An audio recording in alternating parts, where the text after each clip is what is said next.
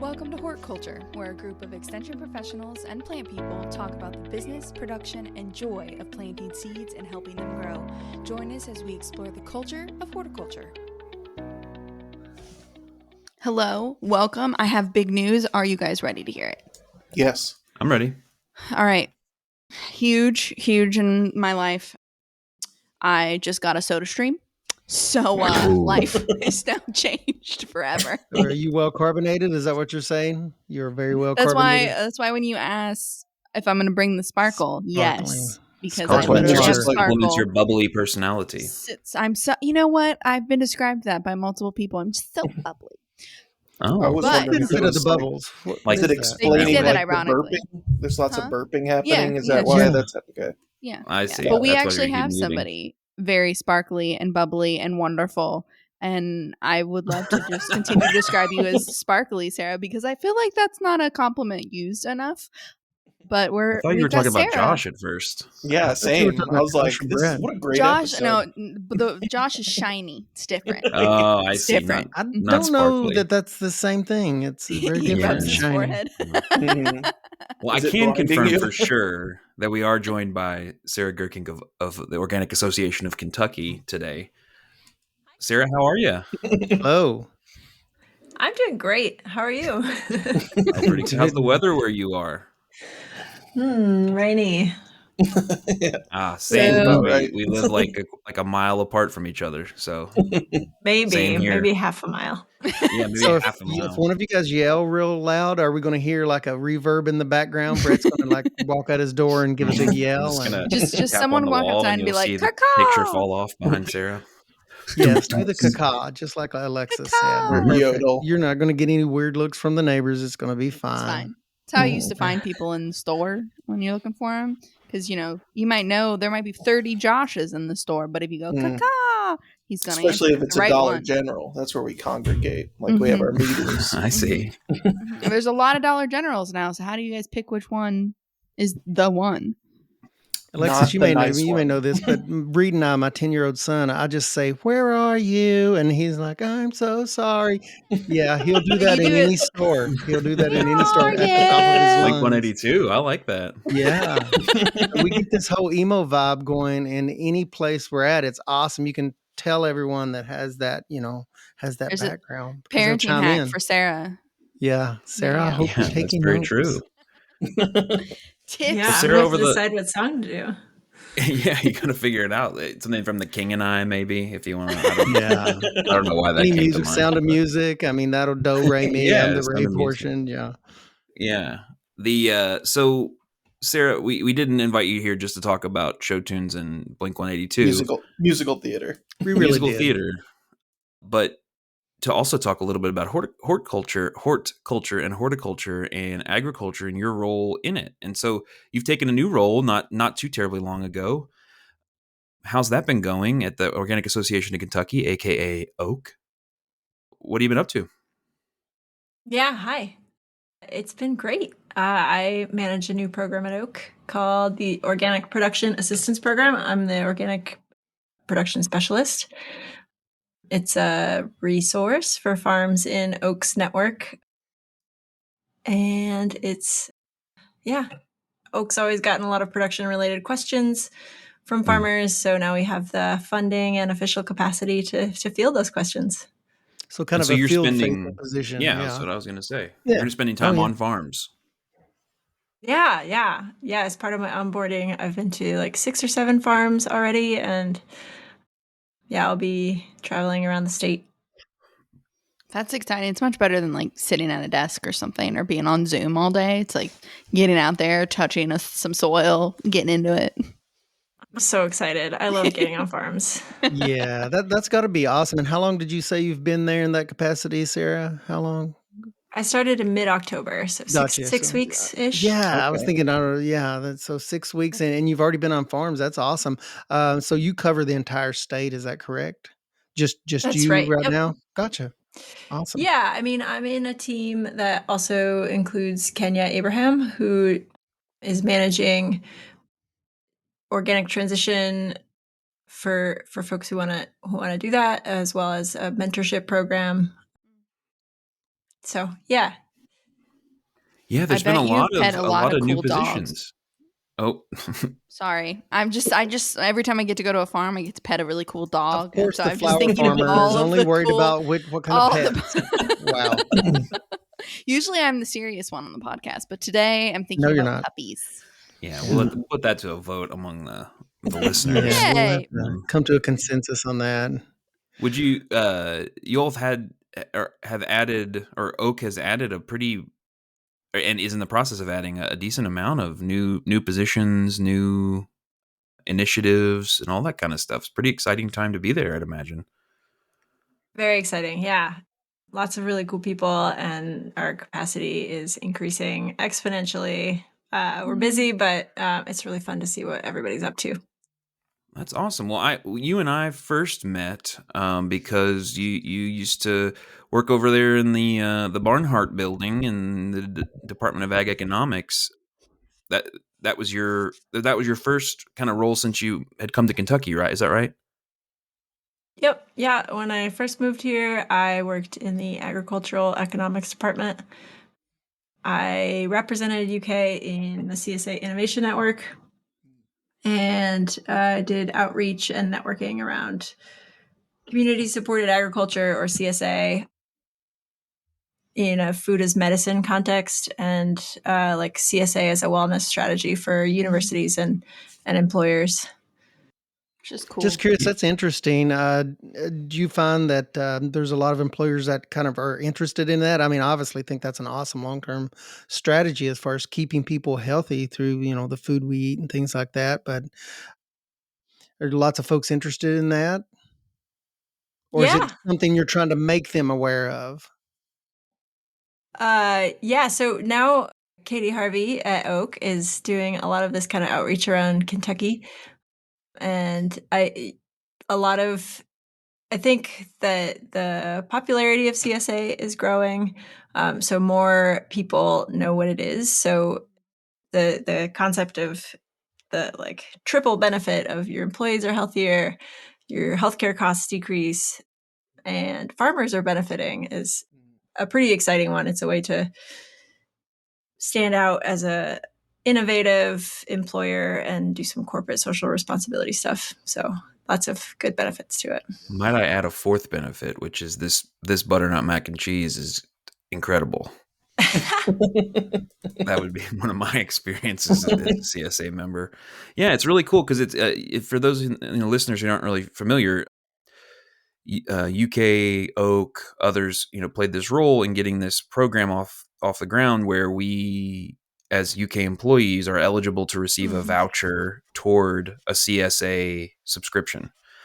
So, in other words, if I want to go, I was a CSA member back in the past, but then now that the voucher's available, it's a whole new world for me because I get to save a little bit of money on that share and still get that local weekly share in fresh fruits and vegetables from a cool farm in Kentucky. It's very neat, and it's Sarah mentioned that. I think they've done a lot of work. Sarah and others have done a lot of work to advance that model of like, hey, we give you a Fitbit, or we do things to try to get you to move, or to maybe meditate, or give you chair massages or something. Why don't we give you some tasty food with some carotenoids and other tasty antioxidants and stuff, and get that in your body and see how things go. At the very least, you're going to be eating good.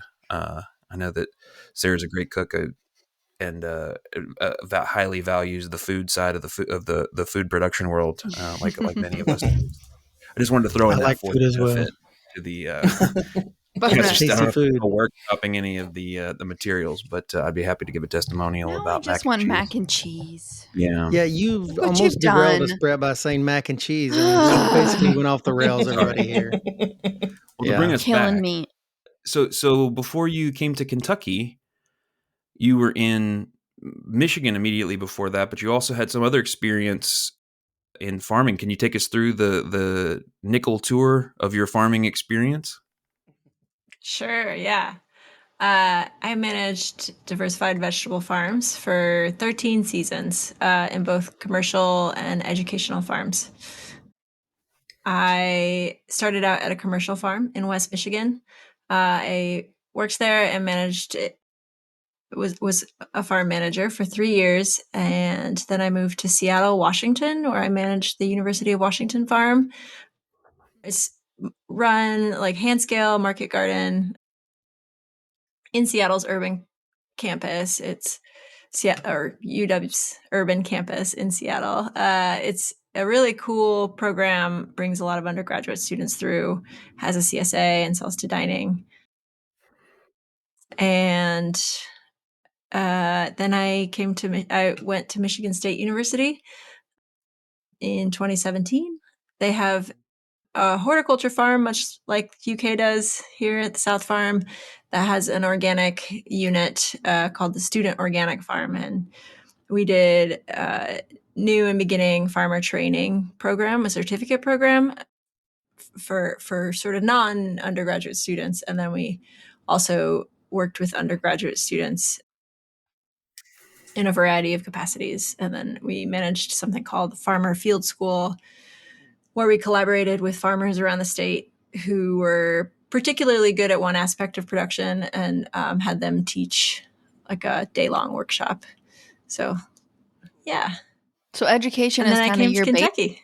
Yeah. But you were also doing some you had your own place, right? In the midst of some of these adventures, you were tearing stuff out and doing all kinds of renos and fences and I don't know. I'm just saying words Yeah. now. Right? You were doing that too. Word. Yeah, I owned a small farm outside of Lansing, Michigan. We raised livestock, so hogs and sheep and turkeys and chickens and bees. Nice. And it was really fun. And 2020 was not a great year, but it was very fun to be on a Yeah. farm that year. Yeah. Totally. Right. Yeah. What's some cool experiences? You Yeah. said, did I hear you right when Sarah, when you said that you worked on both educational and production type farms? I mean, it's got to be an interesting experience with the different objectives there that you were working under, I bet. I mean, that sounds really cool that you've actually done both. That's awesome. Yeah, it's definitely super different experience, Yeah. but the priorities are sort of different, like Mhm. Yeah. Mhm. it might be faster for the student who already knows how to do the thing to do it, but probably I Yeah. should get a different student to learn how to do that thing. Yeah. Efficiency probably takes on a different role there in a learning farm, I bet. Yeah, for sure, Yeah. for sure. Awesome. Yeah. I figured as But much. it was also a good way to keep our systems current and fresh and not be kind of stuck on a rut, because we had to teach folks the most, as good of a way to do things as we could. Yeah, and all those experiences, I'm guessing, I mean, you bring such a wide range of experiences to Kentucky, and you're probably going to be able to, I know you're going to be able to use all of those on farms in Kentucky as you work in your new capacity. That's pretty awesome. Which in here now that you're with Oak in Kentucky, you're mainly working with not like educational producers, but producers, just field producers across the state. Is that right? Yeah, yep. Yeah. So sort of what I do is going to entail referrals to extension professionals or all the great TA resources in Kentucky, like NRCS or Grow Appalachia, or all sorts of great infrastructure here. But also just helping folks with crop planning or scaling up their production. If they have like weed, pests, and disease management issues. Oak has always gotten production related inquiries from farmers, so Yeah. we'll be able to And probably do from that. agents too, like you said. Probably, I mean, I would have questions. I do have questions on organic production. So watch out now that I know that you're in that capacity. So I'm like, I'm not a producer, but I've got questions. So yeah, great to know that. So just Yeah. in the Oh, go ahead. no, you go for it. I was just going to say that when I was in the thick of farming, I often wished I had more time to like fully wrap my head around the production challenges I was having. But of course, like you got to turn on the irrigation or you got to do the thing. So I feel lucky that now my job is to get my head around production challenges. And I have kind of the time and support to do that. Well, so I'm curious in a more general sense. So we had an episode earlier in the podcast called "Reasons to Grow Other Than Money," and it seems like a talented person such as yourself would have lots of different options for how to interact with the world professionally, personally, etc. And yet you keep coming back to this agriculture, food, farming focus. And I'm curious for you, what are your reasons why that you are doing that, do you think? Sure. Just a minor question. Well, I Small question. I like how concrete sort of the results of your work are in farming. I like how useful it is. It's pretty important to produce food, real food. I think it has a lot of implications for the environment and soil health and water quality. And so how farming happens is really important. I really like the physicality of farming. I like using my body to get stuff done. And I love to eat. So producing food that's a great combination. You like to grow reasonable. food and like to eat food. So that's a match made in heaven. Awesome. Well, so let's maybe dig a little bit deeper into the work with oak now. So oak has been around for a little while. I've worked with them ever since I started this role in my role in 2015. I was aware of them before that. I think you'll have a conference coming up. Maybe we could talk. I don't know if you're much involved with that or anything like that, but we did plug it already on one of our podcast episodes. But I'm just really I'm curious to hear what your thoughts are and ambitions are for this position. What you think, what types of farms? You mentioned you've been on 6 or 7 farms so far. What kind of what types? How diverse, different those things have been? Just your vision for where you think this might be going, or maybe you don't know. I'm almost 10 years in and don't quite know where things are going. But I'm just curious your thoughts on that stuff. Whoa, that was a big question, Brett. Yeah, sorry. I want to know more about the Oak Conference for sure. Yeah. Okay. Well, the Oak Conference, I don't know how much you've already talked about it in the podcast, but it's going to be January 25 to 27 coming up. It's at Kentucky State University at the Harold R. Benson Research and Demonstration Farm. Early bird Lovely facility. registration. Yeah. Mm-hmm. We're lucky to have them as partners. Early bird registration is open through December 15. It's very accessible at that rate. Scholarships are also available thanks to our generous sponsors and program partners. Woo woo. Yeah. I know it sold out last year and it probably will again, so reserve your tickets early. The agenda is available online, but yeah, I'm really excited about those half-day pre-conference workshops on Thursday. Those are sort of the optional a la carte events, and I'm particularly excited about the one I'm moderating, Laura Legnick's 5-part series on developing a regenerative resilience plan for your farm. So the first part is going to take place during conference, and then the other 4 will be throughout February on Zoom. And then the main conference runs Friday and Saturday. We've got great keynote speakers and a really good lineup of folks sharing their expertise. So it'll be fun. It's like, I don't know, I've never been to the Oak Conference before, but I feel like farm conferences are kind of like summer camp for farmers. Like winter camp. Yeah. So I'm pretty excited to have this opportunity to connect with folks. It's one of my favorite conferences. So see you there. I got to get All right.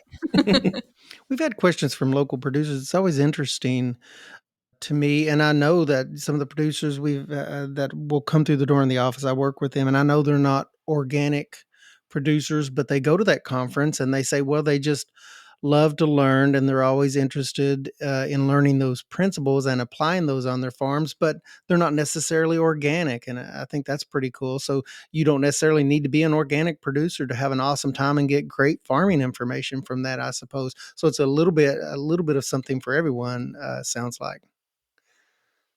Yeah. Oaks programs are really pretty accessible and useful to organic and conventional farmers, as well as open to members and non-members. Yeah. Good farm information is good farm information regardless. Yeah.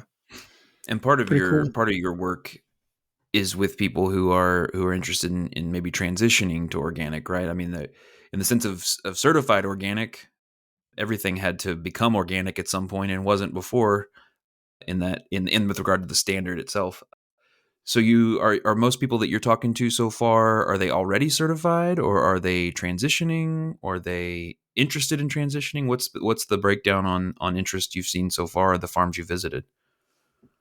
Oh man, I think it's been like 50-50 on the farms that I've visited and talked with, certified and not certified. Some of them are not looking to become certified, and some of them are. So the whole range. There are lots of reasons why you would or would not want or need certification, and we work with all sorts of folks. Sure. So do you? And I'm sure you. Oh, go ahead. Yeah, go ahead, Ray. I was just going to ask, and have you ever ran into the situations where they may be interested in just like one portion of their farm or one enterprise on a farm being organic, and then the rest not? I mean, I don't think I've ever ran into that, but I'm sure it exists out there. But yeah, we get lots of questions from folks that they realize that maybe, hey, this crop would be a little bit easier for me to get into organic production to see if that's something that's going to work for me and my family, but they're still conventionally farming. It seems like a lot of people that I've talked with, they seem to be in some sort of transition state of either considering organic or becoming organic. So it's interesting. Pretty exciting times. Yeah. So I haven't interacted with anyone who's doing split Yeah, production just like curious. that. Okay. But yeah, I'm excited to learn and help folks who are doing that. So the programming is open to only members or members and non-members? And do you have to be transitioning or already certified to be a member? Like, is it all pretty open? What's the deal? It's all pretty open. Yeah. Anybody can be an Oak member. But you don't need to be an Oak member to receive our services or participate in our programming. There are like some great benefits of being an Oak member. You get discounts to seed companies and suppliers. You get discounts to all of our programming. You support a great organization. But our program is open to folks like in the whole spectrum from certified to conventional, as well as members and non-members. Cool. Do you guys get into other things like, like basic, like the business planning behind organic, or like possible funding sources, grants, or anything like that, or mostly on the production side, or do you cover it all? So a lot of that is going to be referrals. So I'm developing a farmer generated list of technical assistance and product sourcing recommendations, which I'm that would excited be to put really out there. useful. Yeah. Yeah, On a and that's state, like a like state national anything. level, does that go beyond the state level? Awesome. That would be awesome. Yeah, anything from like where to get salad bags to where to get help Yeah. making a Good business stuff. plan. So That's cool. started out that would be as cool. started out as just like I need to learn this stuff for Kentucky, and then became like, I think this might be useful. Cheat So sheet, a reference sheet. Yes, that would be Right. very useful. Yeah. yes, Good but stuff. K-Card has great business planning Yeah, they do a lot of that. I know. programming. If you when you have flower resources. It's always my biggest issue is not to make this about me, but I But I work with will. I work with a lot of the flower growers around the state, and a lot of them are doing organic, want to be organic. They're doing organic practices, but they can't certify because there's just there are they probably could certify, but it would be very difficult. Let me put it that way, because there's just not yet in that industry people growing transplants organically. That pesky Lysianthus. Yeah, exactly. Boom, nailed it. I just found a dahlia grower that is an organic farm that does dahlias organically, but like chrysanthemums are a big one that you can't get transplants of heirloom chrysanthemums organically, so it's a good market opportunity for someone to be doing that. But that's always when you're working on those, or if you need help working on those, let me know, because I've got some growers who would really love that. Yeah, I'm going to send you that list so you can add flower resources. Please, my father is Mr. Anthemums. Call me Chris. Oh man, you were just holding that. You were just Sorry. waiting for the right opportunity. He gets so excited. He gets really close to his mic, and he's like, "Please." When he leans in, he is going to drop He's here something. for it. Yeah, he's here for it. Here he comes. Well, that's got to be exciting working directly with producers here in Kentucky. I know I find that personally like really rewarding, and you have a certain focus area, and you've been in other states. And I'm sure you have had some really cool experiences in those other states. And I'm sure as you work in Kentucky, is going to bring its own unique flavor with our zone 6 and 7 and a few other little micro zones. With your weeks of already working in Kentucky, has that varied from some of your experiences in other states? I mean, you've covered a lot of geography in the U.S. as far as your experiences go, it sounds Yeah. like. Yeah. Yeah, it's different. I mean, if we had this conversation, I'm getting a little bit lost in because we talked about some of these. Yeah. We talked on the side about some of these, so it's confusing. I'm like, is that an echo or have we already said this? I Yeah. know. Am I going to repeat myself? Yeah. I think that what I am finding is that the world of like technical assistance and farming is in the US is smaller than one might think, and people are always talking to each other across extension circles and different networks of growers. I got some exposure to that working with the CSA Innovation Network, but also, even just like reading Growing for Market and being like, I know that grower. Yeah. So it's pretty fun to connect Kentucky to that sort of network of knowledge. What would you say is like kind of the thing you're looking forward to, the most exciting thing? Is new jobs are always exciting, and Oak has got a lot of transition. You've got a lot of new hires coming on board, just came on board, more, that have been posted. So if you're looking for a job and have some experience in that, check out Oak's jobs. They look cool. I've been checking them out. Don't tell UK. I guess I just did. Anyway, they look great. UK, pick up the pace here. Private conversation. Whatever. I mean, it just says how awesome that they sound. But what are you, I guess, kind of most excited and like gets you up in the morning and just revs your engine? Wow. Well, I don't know. There's like, personally, I love getting on farms. So I'm so pumped and like seeing the like smart ways that farmers do what they do, and sort of being able to get like this good idea and share it with this other person and sort of do that knowledge sharing is just really fun. And like, I am so excited to learn more about farming than I probably had the time to when I was farming. Yeah. But I also like the team at Oak is really just stellar folks who are so excited and optimistic, and I don't know, it's a great community, and it's a great community of staff, but it's also a great community of advisors and board members and farmers who are like in that. I am new to Kentucky, so just like, gosh, getting to know people and connecting with folks personally is really exciting. They have a group that like seems to know everyone. You know, like if you get in like Ash, I feel like every time I talk to like Ashton Potter Wright or somebody, Brooke, and they're always like, "Oh, you need to meet," and they know everybody. I mean, that's their job, right? To do that. So you'll be an expert here shortly on all the peeps and the goings on of the organic world. Very I quickly. can't wait.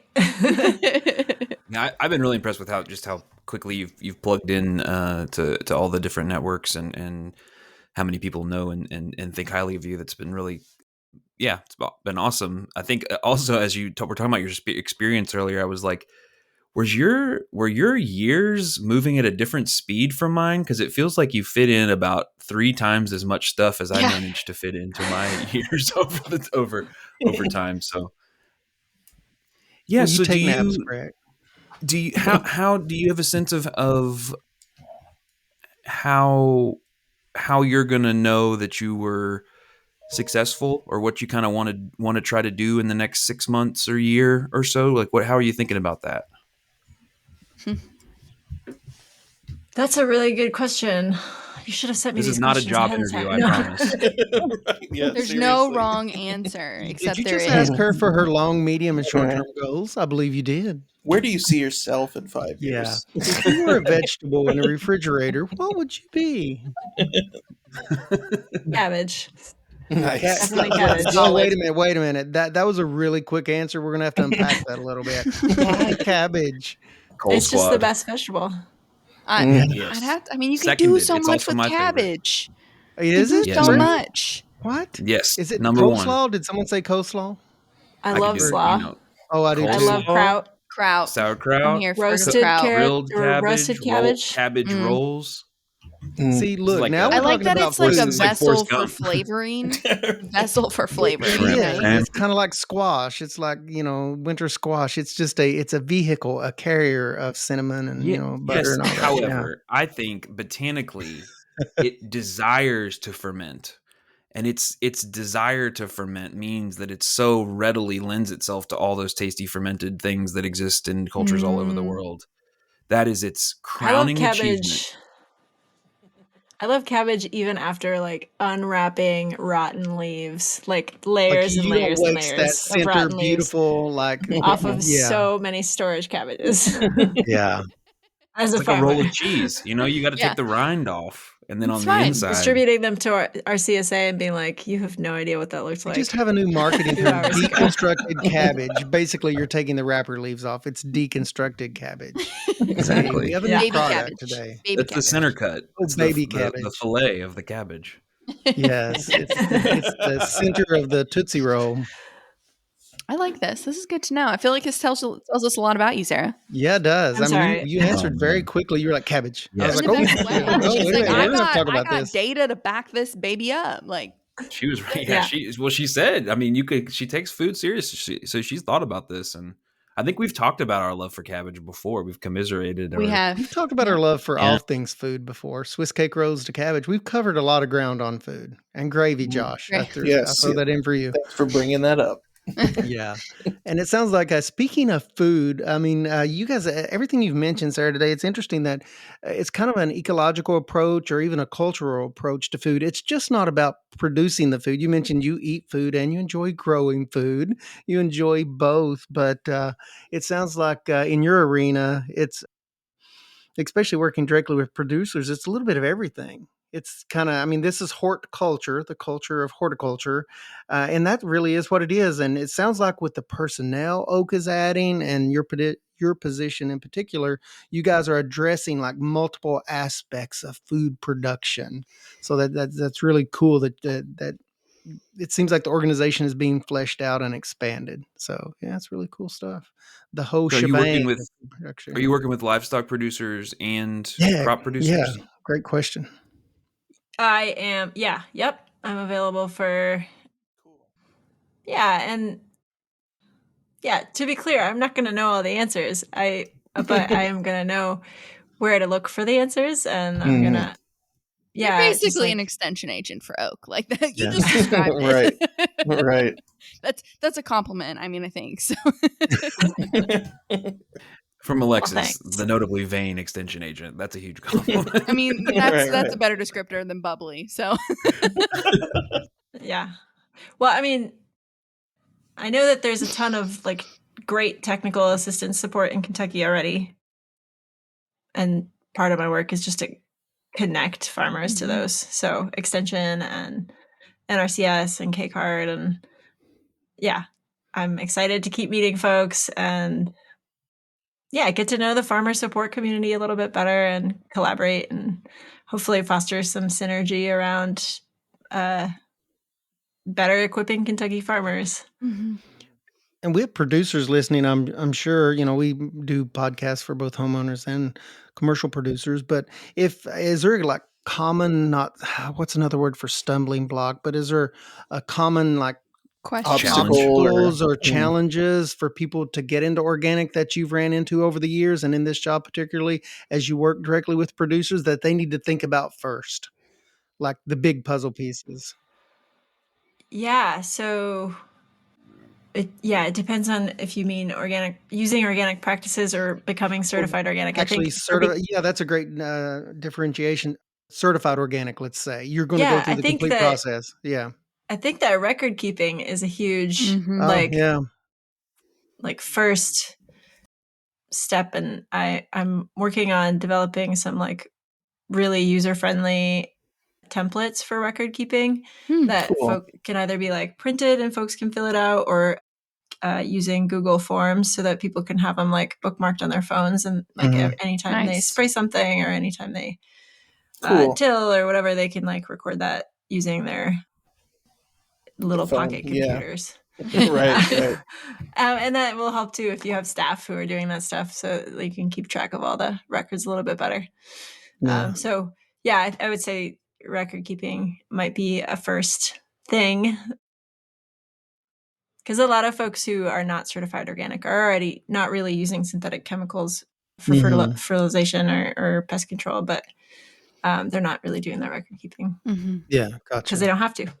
Yeah. Right. Yeah. I mean, record keeping is so much fun. I don't know why people just don't. I mean, Excel spreadsheets are awesome fun on the weekends. Sorry, Josh. Yeah, Josh is over there getting excited when I mention spreadsheets. I mean, keeping I data. get excited. I don't know why everybody else isn't excited by spreadsheets. Yeah, but I hear that a lot from producers. When I look through some of the information of what's commonly needed for that, I'm proving out things or proving out fallow periods or so on and so forth, the history of specific fields, and it's always record keeping first. It's like, well, what are your records for that? Do you know? Not only on your farm, but every, chemical or mulch or not mulch, compost that's been brought into the farm. Mulch. Sorry, that was on a former episode, but any compost, just all the way down the chain, keeping good records and knowing where things are sourced from. All of that's important, isn't it? As far as becoming actually certified organic. Yeah. So yeah, for sure. That answer really doesn't surprise me. That jives with what I hear from people that approach us there at the local office and have questions. And it's like, what records do you have on these fields? And start with that. And sometimes they don't have those, at least not in that capacity of keeping them in a certain way. So yeah. For people who are not seeking certification or not transitioning, have you noticed any kind of common questions as far as like for production that you're getting? Like it's a kind of pest control or something like that you're getting mostly about, or as a common obstacle? Oh yeah, I think I don't know yet, but I think probably the common questions are going to be like different according to the different time of year. Right now, my common questions are about crop planning. Oh yeah. So can you help me make a crop plan to scale up or that sort of thing? Right. But yeah, I made an intake form for folks who want organic production consultation, and almost all of them have clicked on, insects, weeds, common farming problems. So yeah, aphids and mosquitoes. Welcome to Kentucky. Yeah. Powdery mildew. Submit one that says, "Why isn't it cold yet this fall?" And then I'll submit another one a couple of weeks later. That's, "Why is it so cold now?" So cold. Those would have been that my was you. Yeah, that was me. Anonymous, Brett. but I'm ready here now. Yeah, he's ready to come out. So you mentioned the intake form thing. if I'm a producer and I'm looking to connect and get some information and support from you, what's my mechanism? How do I do that? Yeah, so you go to oak-ky.org, and It'll then be in the show notes. We'll under put that link in the under show notes. programs, you can go to production consultation, and that page will say a little bit about what sorts of ways we can help. And there's a button that says request an organic production consultation, and that is where the form is. And that just asks for some basic information about your farm so we can kind of get to know what your goals are and what you've done so far.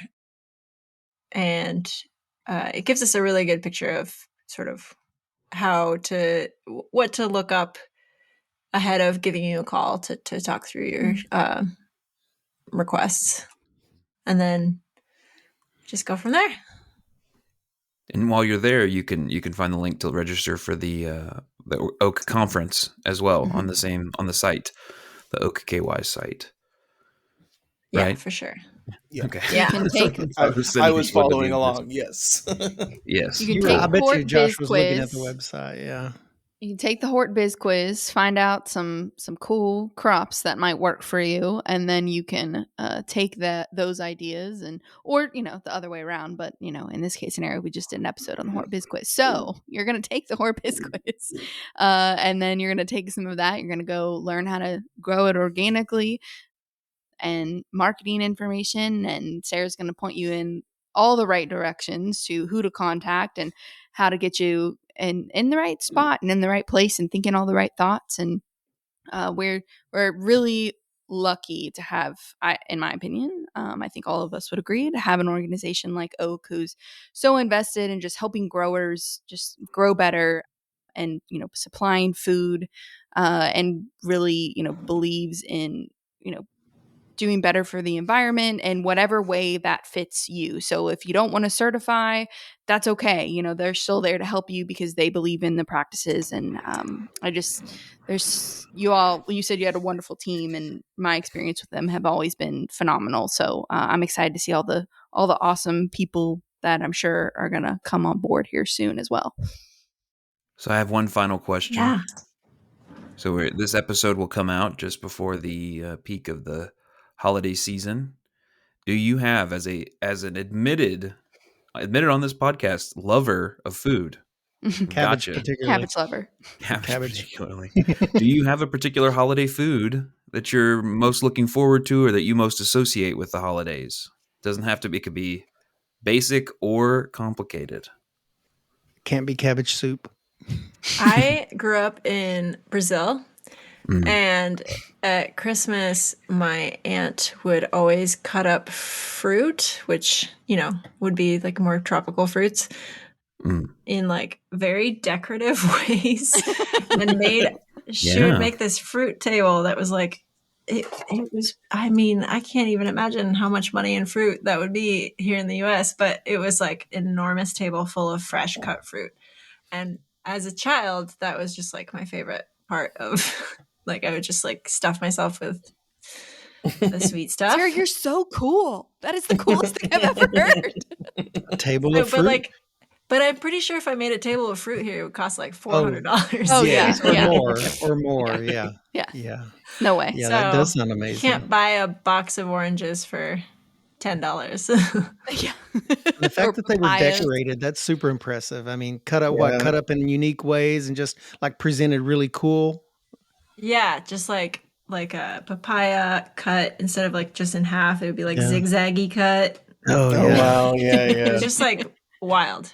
Is that sort of a kind of a cultural thing there where you grew up? Is that unique or just unique to your family? Or was that sort of a thing or?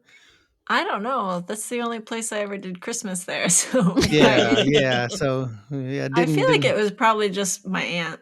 Yeah. It's just extra. Yeah. That's awesome. Yeah. Very cool. Well, thank you so much for joining us. Again, you can get on Oak's website. The show that'll be in the show notes below. Otherwise, Alexis, you want to take us home? Yeah. So if you love this podcast because Sarah is amazing and is, grew up in Brazil and that's like the dopest thing I've heard all day, you can leave a review saying dopest thing I've heard all day. She Would likes love that. cabbage Thank you too. for that. Also, cabbage lover is dope. So just use that word somewhere and we'll know what it's from. So we love that. It helps other people find us. You can also shoot us an email if you've got questions. If you're like, I clicked the link, but I got lost. Can you help me? I want to contact Sarah because she sounds so awesome. You can shoot us an email at hortculturepodcast@l.uky.edu. Or if you are young and fun, either in real life or imaginative, that's fine. You can find us on Instagram at Horticulture Podcast. You can shoot us a direct message over there, and we will see that and answer as quickly as possible to help you guys out. And you can see if you want videos, more videos of cool stuff. Let us know. Let us know what you like. Let us know what's fun. Let us know what's hip. What are the cool kids doing? Otherwise, you're just going to get what we think is cool and Yeah, hip. what And Alexis is saying is right now is the strongest evidence that we need input on what is cool. Yes, Definitely. please And whatever else you give just us said. ideas. I've aged myself so much in the past like 2 seconds. You said But hip anyway, and What's cool in poppin'? the What's same sentence. poppin'? what's Let us know cool? what's bussin'. Listen, there's a Mean Girl reference in there for those of you who got it. I appreciate you, and yes, that does show my age. But anyways, The historical film Mean Girls. Thank you. they're making a new one. Thank Biography. you all for joining us today. We so much appreciate it, Sarah. Thank you so much for all you do for Kentucky, and we're excited to see all the awesome stuff that you will do in the future. We hope that as we grow this podcast, you will grow with us, and that you will join us next time. Have a great one.